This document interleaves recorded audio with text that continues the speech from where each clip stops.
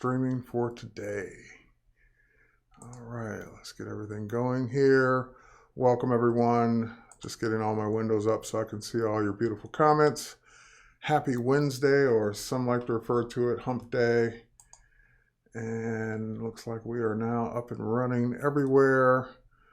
All right, I see you, Victoria. Thanks for joining. And okay, let's go ahead and start a recording and kick things off. All right, Manny. Sorry, how are you? Missy, hello. Alan Litchfield, hello. All right, guys, let me go ahead and kick this off officially. Hello and welcome to CC Design, or Adobe Design Wednesday. So we're streaming here live with a design topic today. As I always like to do, design on Wednesdays, photography on Mondays, InDesign on Tuesdays. So Wednesday has been dubbed Design Day. So we're going to do some designing with branding on your photos, or inside your photos, I should say, for objects that you want to add to a photo with your own branding on it. And it may sound confusing, but it'll be very clear to you in just a minute. So a bunch of folks joining in, some of regulars as well: Adolfo, Debbie, Luke, Michelle, MD, Jacob, Arena, Rachel, Funky Merchant, Robin, Ahmed. Welcome everybody, and hellos. All right, so let me switch over to my computer so you guys can see what I'm doing here. I've got a product open called Adobe Dimension, and Adobe Dimension is what's going to let us do our thing today. Now, Adobe Dimension is not new. It has been in Creative Cloud now for over a year. So you can, if you haven't installed this app, if you have the full Creative Cloud plan, you can just go ahead and install it, and you can experiment with it. Even if you don't have the full Creative Cloud plan, you can at least install a trial of it and play around with it. So what's this do that I couldn't just do in Photoshop?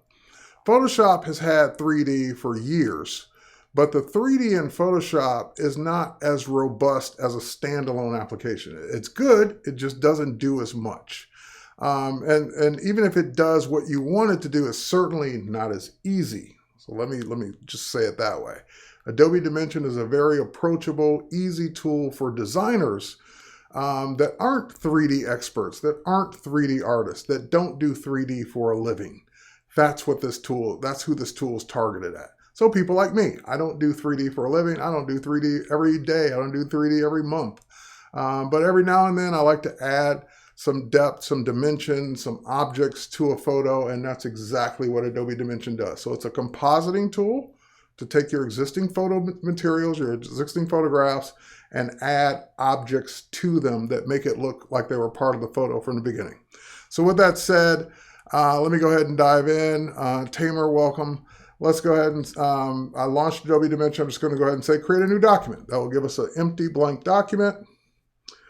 And it starts off with the empty window with a kind of a plane. And when I mean a plane, like a plane of empty space. And this plane can be adjusted, but we're going to do that once we get the photo in. So for those of you who are new to Dimension, it looks very much like most new Adobe tools, like Adobe XD. So we got our tools on the left-hand side. We've got some panels open here on right next to the tools. We've got the canvas, and over here on the right-hand side, we've got some additional panels with some options for adjusting your camera and your scene at the top here.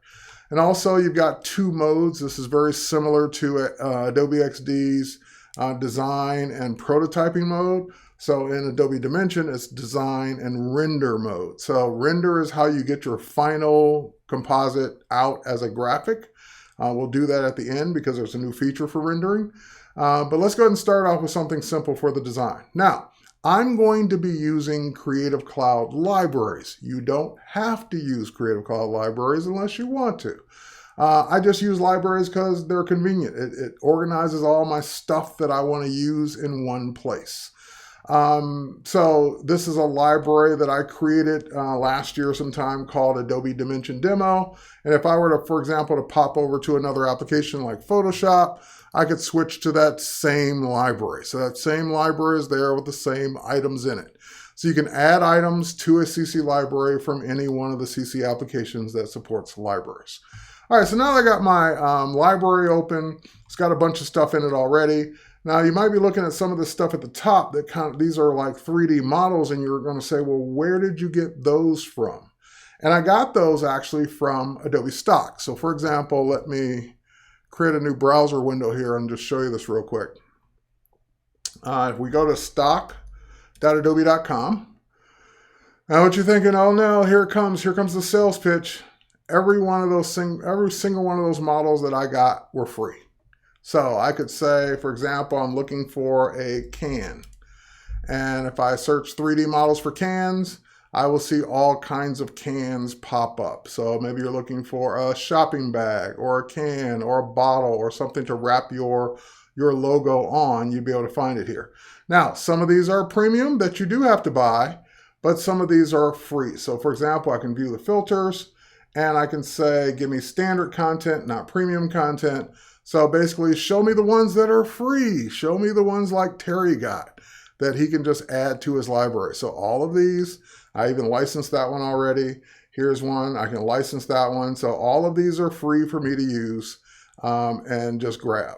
So you can get tons of models there. So let me think of another kind of model. Let's do bag. And again, I'm searching just for standard content and a bunch of different bags. These are all, like a lot of these are new, I hadn't seen before. So there's a camera bag in here. There is a tote bag. And of course, if it says the word free, that's what we like. I've already licensed that shopping bag before. Here's like a modern food pouch. That one's free. So let's say I want to license this, this model tote bag. So I can hit license. And that will download it, but I can also save it to a library as well. So that's how I got those models in my library. All right, so now that we know where this all came from, the graphics section are just graphics. Those are things I added in Photoshop, things I added from stock, my own photos in some cases, or just stock photos. So this one is a stock photo. It's basically just, I search for a desk, and I didn't ask you to specifically say a laptop on it, but it came with a laptop, and I'm just going to click on the photo. The minute you click on a photo, it assumes you want to add that photo to the canvas. So I just click, boom, it adds it to the canvas, scales it nicely, and puts it right there. Great. Now that's just a flat, everyday, flat pixel-based photo. There's nothing 3D in it. These aren't objects. This is all flat, just like any other Photoshop image. But what I now want to do is put something on the table. I want to put something that's 3D, so I can turn it around, move it around, put my branding on it, scale it, and do whatever I want to do with it. So before I do that, you'll notice that this ground plane, remember the plane that was there on the empty canvas? Well, that may not be where you want it to be to start off. So for example, if I were to go to the, what is this tool called? It is called, I'm going to click on it. I think it's called my Horizon tool. Yeah, my Horizon tool. This is what allows me to bring the plane down. So if I were trying to put something on the floor, I'd bring it down to that level. Because basically it doesn't know what's in your photo. It doesn't know that that's a table or a desk. It doesn't know that that's a chair. It doesn't know that that's a floor. So you're telling it, this is the bottom of my image. This is the foundation that I want to put something on. So if I were trying to put something on the floor, I'd move this down to the floor. I'm trying to put something on the table, so I'm going to move it up. And kind of, I can see the lines now going off into the table itself. Maybe bring it down a little bit more. Now you can also tilt this because your horizon of your photo, like in my case, is not perfectly level. It's not perfectly straight. So I can go in and I can tilt that up a bit, and I'm going to exaggerate it, tilt it way down. You can see the plane moving up and down as I tilt it on one side or the other. All right, Anel, how's it going? And Michelle, I really love the library feature too. I use libraries every single day. All right, so you can tilt this, get it just the way you want, so that in case your object isn't totally flat, or level, you can move it. And of course, you can do it on either side. All right, now, I'm kind of eyeballing it. It may not be exactly what I want, and I won't know until I get an object on it, and I can move it after the fact. So even if you place something on it, and the object is leaning one way or the other, you don't have to delete and start over. You can just readjust it with the object so you can see the object line up the way you want. And also, I'd have to look at, like, if you look at this plant, it's kind of leaning a little to the left. You look at the coffee cup, it's leaning a little to the left, this lamp, so forth and so on. So I would want to kind of line up whatever it is I'm placing in the same vein. All right, so now let's say you didn't have any of these 3D models. Like you didn't go to stock first. You didn't get any of them. So where would you get some from just to play around, just to start off? Well, you would go up here to where it says libraries. And keep in mind, I'm working inside my library. You would pull it down and choose starter assets. Those are the assets that are built into Dimension. You don't have to go look for them. You don't have to go download them. You don't have to go pay for them. They're built in. So I'm going to switch over to the starter assets. And look, a ton of that same stuff is already there. So if you're looking for a bag, if you're looking for a bottle, if you're looking for a can, if you're looking for a tube, if you're looking for a cloth backdrop, if you're looking for a laptop, you're looking for a desk that's 3D, you can grab, you're looking for a splash, you can grab any of these starter objects. And a lot of these are just generic shapes. So it depends on what you want. Ooh, there's a banana. All right, so anyway, I'm going to go up all the way to the top since we're doing the whole coffee on the table thing.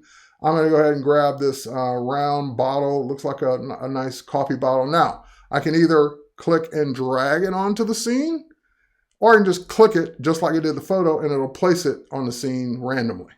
So I'm going to go ahead and just simply drag it over because I'm going to put it where I want. And notice where, as I'm dragging it, I'm getting that blue highlight letting me know, hey, if you let go, this is where we're going to put it. I'm going to let go right here for now, and that's where it's going to put a very big bottle. I would say 9 times out of 10, when you bring something into Dimension, it comes in really big, like bigger than you want it to be. But that's okay. I can scale it down, but before I even worry about scaling it, I can get it to look the way I want to look. Then I can worry about size and position. So right now, it's still leaning a little bit more than I want it to be. So I'm just going to go ahead and adjust that horizon line a little bit more and kind of just get it, that's about right. Get it where I want it. So again, you can tweak that horizon and get that object to line up the way you want. Okay, now there are different properties of these 3D models. So for example, if I go back to the selection tool, I'm on the selection tool that will let me pick the object up, move it around. I'm also on the tool that will let me move it like below the plane. So it's sinking into the table. This is what I meant by something above the plane or on it. It kind of snaps to it, but you can drag it down into something. So if you wanted to merge it into your photo, you could. All right, but anyway, and of course I can pick it up and move it where I want. Now notice what happens when I move it. As I move it further off into the distance, it gets smaller. So in other words, it knows, hey, further over there, it shouldn't be as big as it was closer to the camera. So that's another cool thing about Dimension is that it's handling all of that for you. And if you were trying to do this in Photoshop, Photoshop's not going to help you with any of this. You'd have to figure out, hey, when I move that over, how much smaller should it get? That's on you. This is Dimension helping me out, letting me know how small something should be. The other thing that you would note is that most of the 3D objects that you bring in, and I should call them what they are, most of the 3D models that you bring in are multi-part, meaning that in this case, I know there's at least 2 parts. There's the bottle, and then there's the cap. Notice the cap has stainless steel on it, and the bottle looks like it's glass or some reflective plastic. If you double click, that will select the object, the part of the model that you want. So if I wanted the cap, I double click on the cap, and now it says I'm on the lid material. They call it a lid, I call it a cap. All right, if I double click on the bottle, I'm on the bottle material. So if you're trying to adjust specific parts of your model, then go ahead and double click on the part you really are trying to adjust. So for example, why would you do that? Why wouldn't you just select the whole thing? Because like I said, maybe I want to keep the cap, that stainless steel look, but maybe I want the bottle, the glass, not to just be simple white glass. Maybe I want it to look like something else. So now we head back over to the starter assets. We already used models. And by the way, new in Dimension, in the recent updates, you can use multiple models. So I could have the bottle come over. I can have a cup come over. I could have a takeout box come over. We're going to have lunch.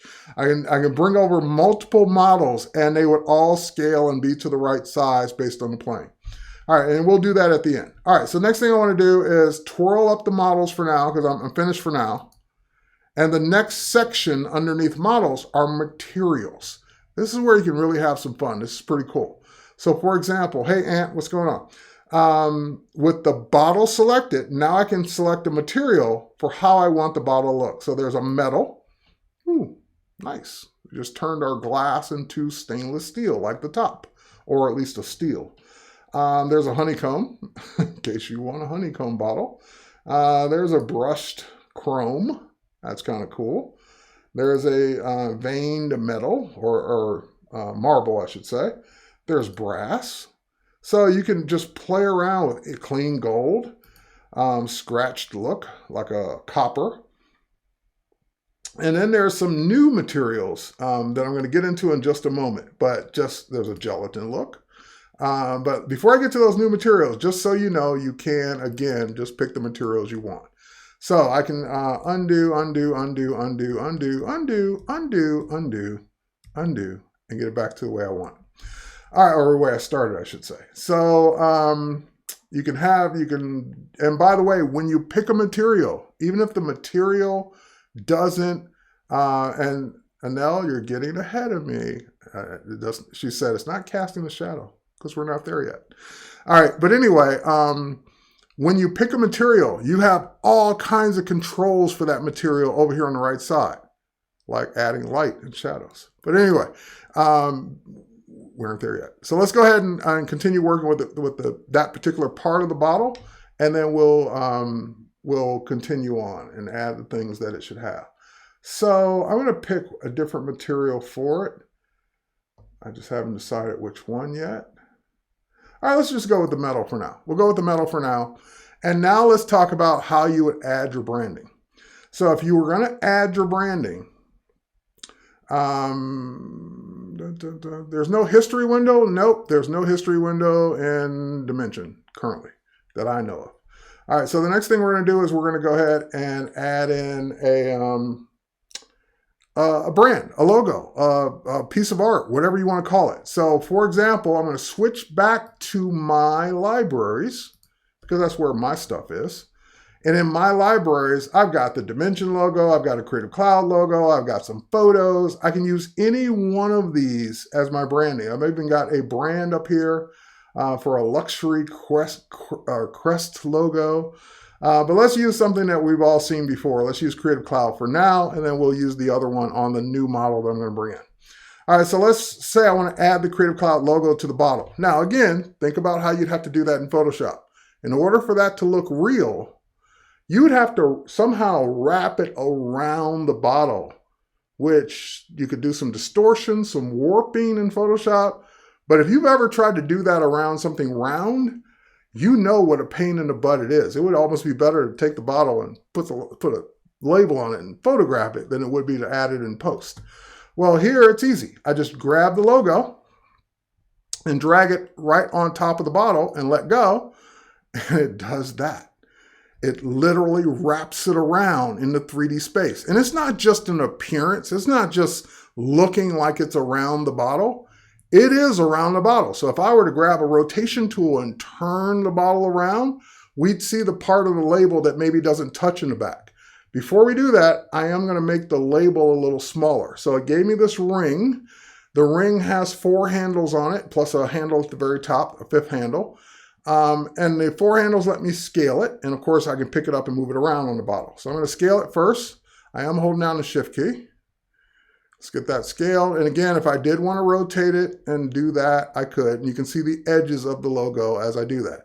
You can also see that the logo took on the lighting and the property of it. Would you add a logo to the bottle or some design? I just did. So you probably asked that before I did it. All right, so next,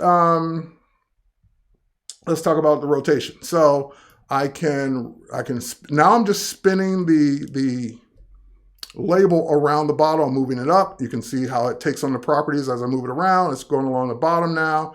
Notice it's not interacting with the cap because the cap is a separate part of this model. Now, if I want to turn the whole thing around, then I would go ahead and click on the whole thing, and then I get a whole rotation tool for the whole bottle. So this is me turning the whole bottle around. And of course, that's the back of it because the label is not big enough to wrap all the way around, but you get the idea. If I were to bring that back around, we see it. If I keep going, we'll start to see it come around the other way because it is a true 3D wrap around that 3D model. Now, of course, there are other properties here, so I could tilt the bottle and lean it back, and we kind of see the light reflecting off of that, and it's doing a beautiful job with that decal or that logo on it. And we got it where we want. Okay, so now let's talk about scale. So I'm going to grab the scale tool, and I want the bottle. This is for the true coffee drinker, the person that drinks a ton of coffee. No, we need to scale it down. We need to move it over to the other side of the table. So let's scale it down first. And I would say maybe about that size. I'm holding down the shift key and I'm just grabbing one of these triangle pieces and pulling in to scale it. Then I can, of course, use the move tool, like I said before, pick it up and move it over to that side of the bottle, or that side of the table. Now, as Anel pointed out, well, if this were really there, it'd be casting some type of shadow. So that's what the whole environment tab is for. When you go to environment, this is where you could go in and tell it, first of all, to match the image, meaning make light based on the image itself, which is one of the unique features of Dimension, that it can pick up what light should look like based on the image. The other thing that you could do simply, even if you don't do that, which I'm going to do that, is you could just simply turn on sunlight. And the minute I turn on sunlight, I've added sunlight to it, and it's gone ahead and cast a shadow in the wrong direction, but at least it's doing it. So now I can, of course, adjust the intensity of that light. So that light got brighter on the label, the light got darker on the label, and as soon as I make the light brighter, it also adjusts the intensity as well. But I'm going to turn off sunlight, and I'm going to go ahead and say match the image. And nope, don't resize the canvas, just create an environmental light, match the sunlight, and go ahead and do all that. So we'll just do that. Oh, and it moved my plane down. I should have done that first. Let's go ahead and move the plane back up. Because it's matching, basically. It's saying this is what this would look like if it were in this space. All right, and let's go ahead. Move that down a bit. And I need to bring that down just a bit more.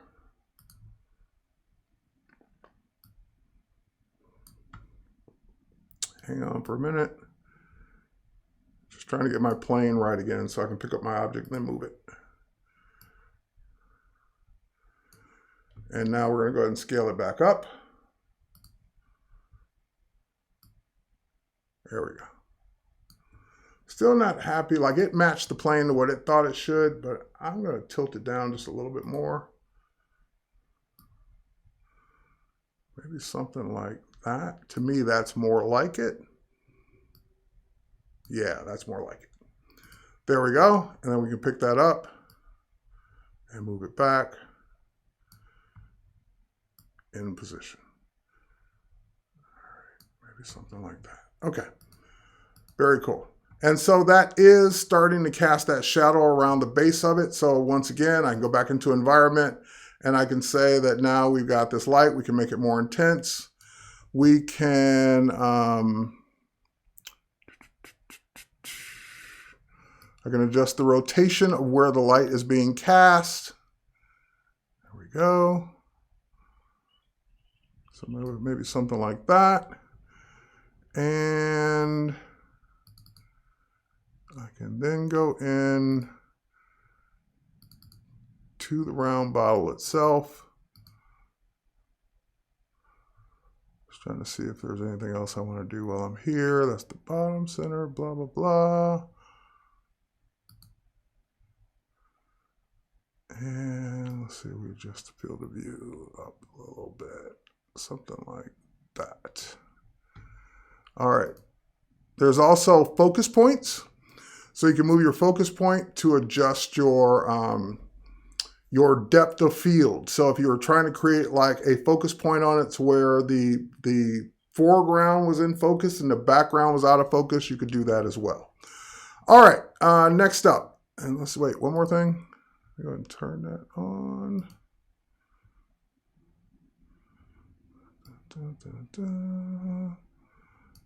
I'm just playing around with the light one more time. And I see the shadow being cast way off to the side over here on the right. I'm just trying to bring that closer in. There we go. And just trying to get that just right. Actually, I would probably want it on the other side. Okay, now let's bring in one more object. And I'm going to go back to my starter assets for that. And I want to just show you what we can do in terms of some of the new materials. So let's say we bring in another coffee cup.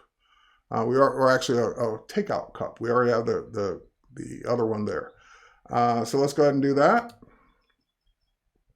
And I just clicked on it. So it's going to, actually, let me undo that. Let me drag it in myself.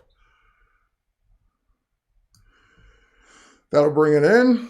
And again, it's still tilted more than I want it to be. And we can see that shadow there. Getting the ground plane is key to making things look like they're real. All right, so let's do this one more time. Let's rotate this up a little bit. There we go. And let's scale it up. I'm going to make it super large just to play with it for a minute, and then we'll go ahead and set it down to the right size. Okay, so now we got this in place. One of the new materials I want to talk about, let's get out of models, are these kind of surface materials. So for example, if I drag this one over, you'll start to see what I mean. So this wouldn't make a very good cup, by the way, because it would just leak out. But anyway, we get this kind of material on here that's like this braided plastic or whatever. But each one of these has its own parameters as well. So for example, if I click on this and I go to the cup, there we go. And for example, if I wanted to make that more metallic looking, I could just drag over the metallic slider and have it do that. I'm also going to go back to the environment. And we'll just brighten everything up a little bit more. There we go. Cool.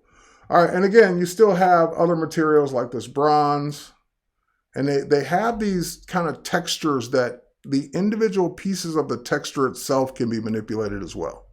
So if I were to drill down on these brown hexagon tiles, there's a crack intensity, so I can dial that in and out. There's a roughness to it. I can dial that in and out. There's a density, which is on medium right now. I could say low, so there isn't as many, or I can say high, so there's more. So a lot of these new materials have the ability to do more to them to get the kind of look that you're looking for your object. So there's several more of these surface ones in here to play with. Here's one called damaged something, damaged glass maybe, frosted glass, 3D. There's the one we were playing with earlier, 3D printed, and smooth silk. All right, and smooth silk. Make that less or more metallic looking. And add a little bit more, add some wrinkle to it. Okay, now, if this is looking low res to you, like it doesn't look like it's a finished piece, that's true, because it hasn't been rendered yet. So once it's rendered, you have the ability to see it basically looking like it's real metal, real plastic, real glass. All right, let's go ahead and scale it down a bit more. It's a huge cup. So grab our scale tool and just pull it down. And see the shadow it's casting on the paper? So it is creating those shadows where it needs to, where it thinks it needs to, based on your light source. All right, so we can pick that up, we can move it around. And now I can see that tilting it wasn't such a great idea. And it's snapping two different planes here. I'm going to put it maybe right back there. All right, so now let me go ahead and tilt it back. Tilting it was actually not required. It was the right way the first time. And then we'll lower it.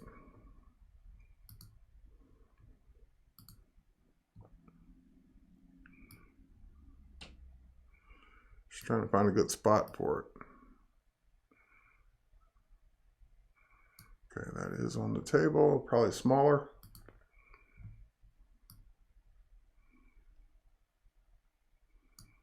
Or something like that. Okay, speaking of rendering, so how do we see this rendered? Well, there is a render preview. So if you click the render preview, that will start to show you what this object would look like rendered, and it will just keep cycling through until it creates that nice render preview for you.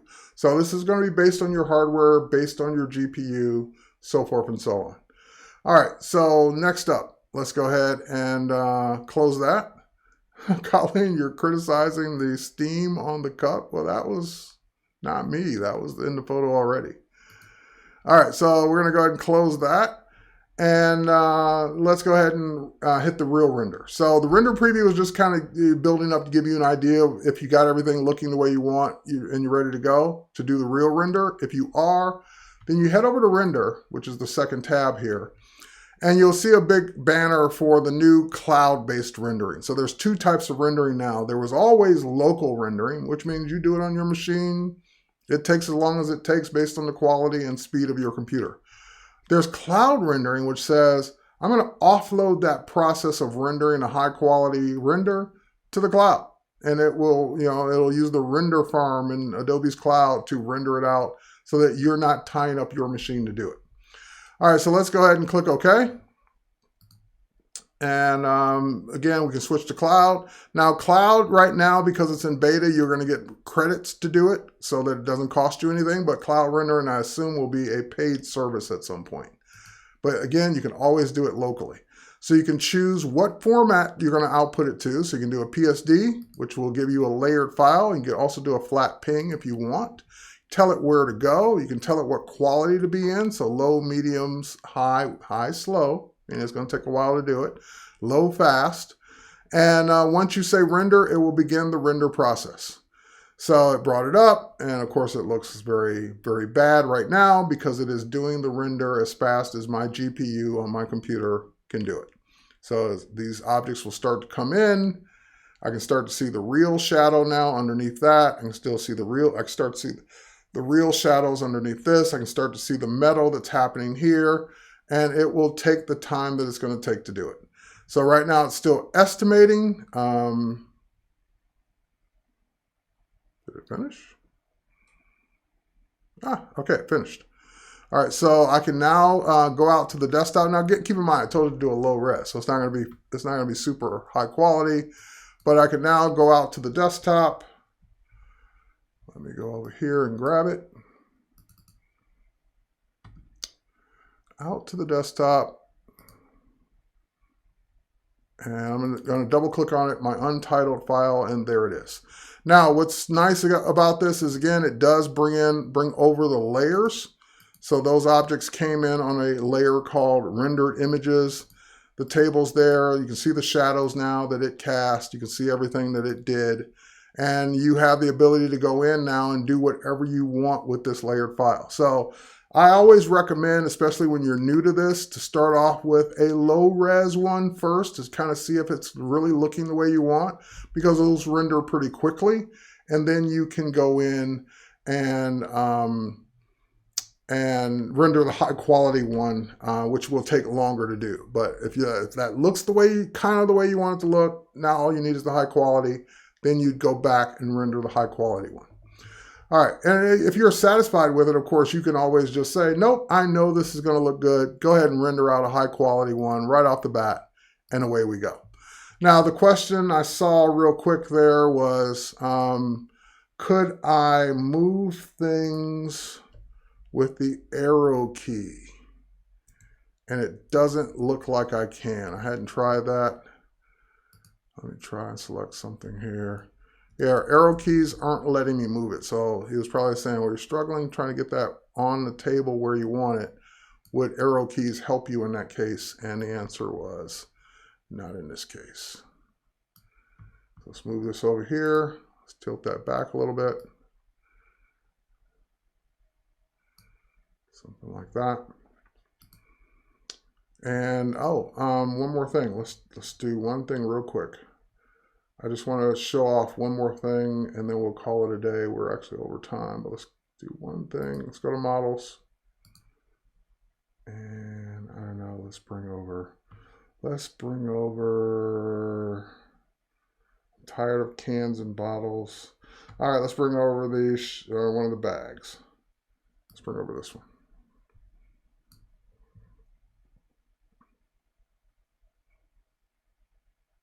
What did I do?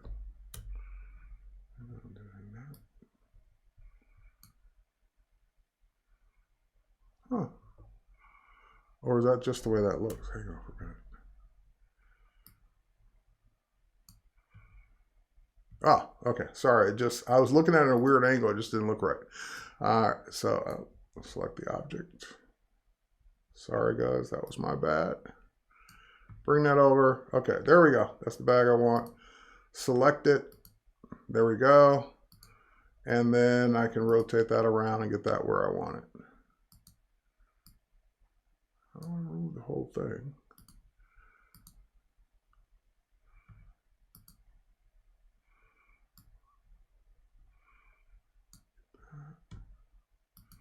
There we go. That's what I was trying to get to. So there's the bag. Sitting on the edge of the table. Again, we'll turn it, tilt it up a little bit. And then we'll go back to my library. And this time I want to bring over a different logo. Let's bring this one over.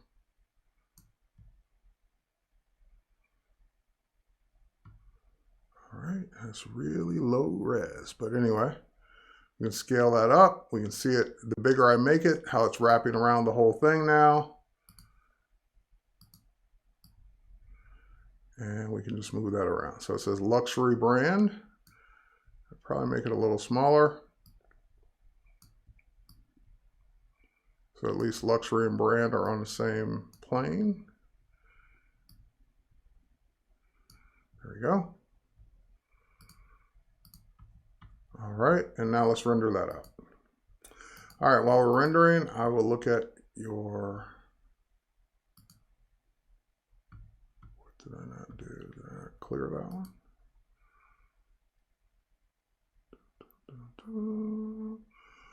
I'm done with this one. Hang on, it's like it's still showing me my previous render.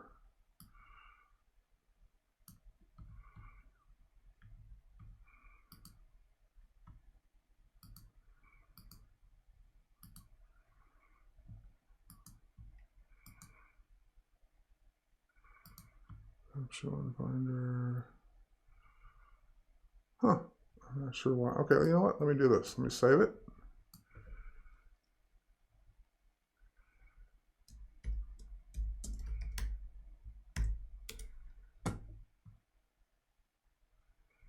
All right. And just let me close it and open it back up again.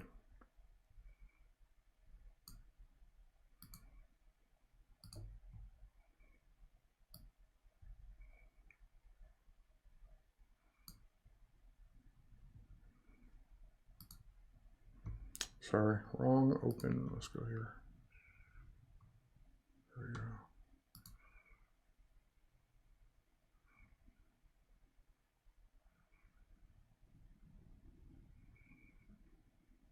There we go. And let's see if we can render that now. All right, and let's start. This time we'll do a medium render. And we'll just let that cook. Okay. So let's see here. Can we only move a particular object? I'm not sure what that means. You can move any object that you bring in. So if you brought in a 3D model or a decal on that model, you can move either one of those around. All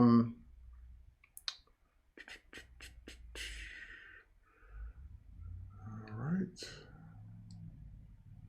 Let's see.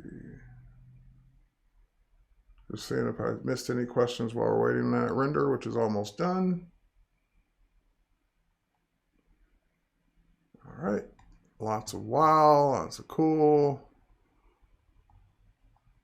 All right, I think I got all the questions. This one's just about done, 97%. And that last 3%.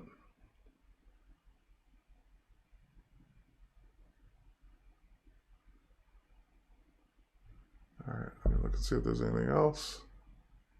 Now, once it does render, you can use the contextual menu and bring up the image or from wherever it saved it, or open it directly in Photoshop. Can an object be placed on a chair as well? Well, no, because the chair isn't 3D. So if you're asking, like, could I put a logo on the chair? No, because it doesn't know anything. It doesn't know that's a chair. That's all flat pixels. But if I were to find a chair model and drag the chair model in, then yes, the chair would then be fair game to turn it around, put a logo on it, do whatever you wanted. Okay, so that one's finished. Let's go ahead and open that one in Photoshop. And there it is with the luxury brand on the bag in medium quality in this case. So again, it's casting its shadow. These are all casting their shadows. Move the cup kind of behind the bag so it's there, but buried kind of behind it. And that is how you can add your branding on 3D objects to any photo. But the photo itself is a photo. So same thing with the chair, the cup, the lamp, the wall art. I can't do anything with that in Dimension because Dimension only sees that as just a flat photo. But anything you bring in, you can do whatever you want. All right. Yep. So if your shadows are off in the air, like the cup is, you know, if it's going off the table, then just pull it back. You can adjust the sliders for that. Or if it's going in the wrong direction, because in this case, there's kind of a shadow on the existing cup coming the other way, probably because there's a window light over here. Then I would need to adjust my scene and adjust my environment so my light's coming in from the other direction, which I could do. So just keep that in mind when it comes to your shadows. You want to kind of match what's already in the scene if you're going to use shadows if you're going to have shadows on the objects, which you are. You want them to kind of go in the same direction as the rest of the things that are there. It'll match the light. It'll create a light based on the photo, but not necessarily in the same direction that the light is coming from in the photo. But you can adjust that yourself. All right, so with that said, I hope you got something out of that, and I hope that you go play with Adobe Dimension. Whether you're a full Creative Cloud member or not, you can play with it as a trial. If you are a full member, you can actually create real work from here on out and do it. And again, if there's anything you want to tweak, open it in Photoshop and tweak whatever else you want to add to the photo as a Photoshop file with all the layers that are there. All right, thanks guys. We will catch you on the next one. Bye everybody.